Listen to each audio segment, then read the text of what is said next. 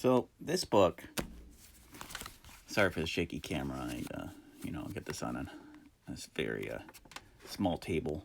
101 easy ways to get better at grades. I forgot where I found this. I might have got this from the Dollar Bookstore, or I might have got it from a friend or somebody in the family, my brother maybe. But this is a neat little handy book.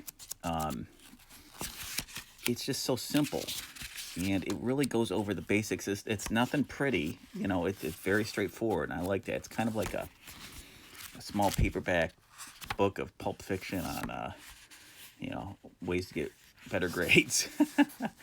Let's see what the copyright on this was. It was 1979. Yeah. So it's an old book. It's pretty frail, but could be a lot worse for wear. Take a look at this here. Contents. The key to your future. Meet the teacher. How to study. Tips for better reading. Okay. Tips for better writing. Building a vocabulary.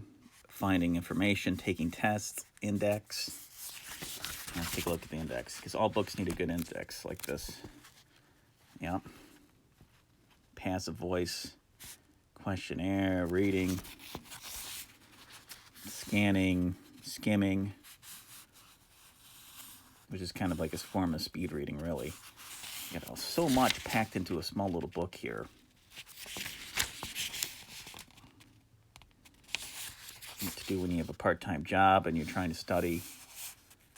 This is good for college, too.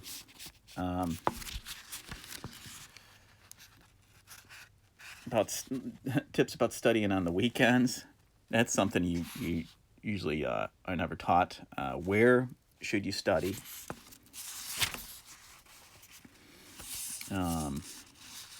Study method.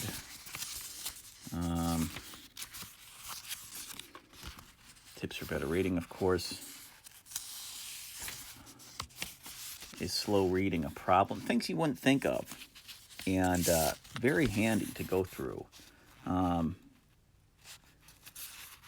do I break poor reading habits? Why do some students read slowly? I mean, it's good. Refresher for if you're teaching someone, if you're coaching, if you're tutoring somebody, and this is like the in between the lines kind of stuff that they don't tell you. It goes into TV and how it's changed. Of course, this was in '79, so it's changed even more. It goes into TV cameras, which is interesting. I've read just a little bit. I need to keep reading this book. Read with purpose in mind.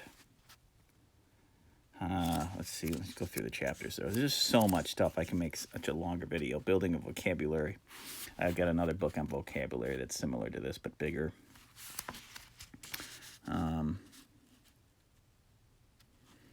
What are synonyms? How they help build a vocabulary. Suffixes. Let's see. Yeah, and they give you like context clues, I guess. Pick the best word for the job. Finding information. How is the information contained in libraries organized? That's probably when they were doing the Dewey Decimal System. So it's got that going for it. Let's see here. There's some other good stuff. I'll keep this one short because there's not a lot visually to look at. But main study tool. This textbook, book design, especially for study. Main study tool for most subjects. Authors write textbooks according to detailed outline. And important points frequently become the chapter headings. These important words and ideas often appear in boldface or italic type. In addition, you got maps, illustrations. But different techniques for life and getting better grades. Different kinds of studying. How to study, of course. Here's something you don't see every day. What if I don't fit in with a particular teacher and his or her style? Yeah, that's happened plenty of times in college. A lot of times it's just kind of it really comes down to the teacher that you gel with, that can break it down for you, that's a lot of it too. Sometimes you just don't get a good teacher that gels with your learning method. But yeah, that's just there's